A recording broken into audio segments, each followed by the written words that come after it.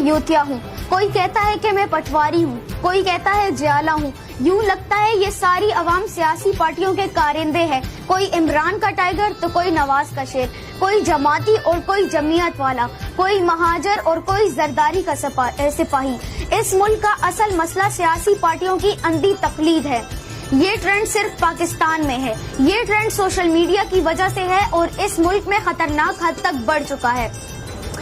بات اب بحث و مباحثے سے بڑھ کر گالم گلوچ تک پہنچ چکی ہے۔ ہم میں سے کوئی یہ نہیں کہتا کہ میں پاکستانی ہوں۔ حکومت چاہے جس کی بھی ہو، اچھے اقدام کی حمایت اور برے اقدام کی مخالفت کروں گا۔ ذرا سوچئے کہ بحیثیت قوم ہم کس سمت جا رہے ہیں۔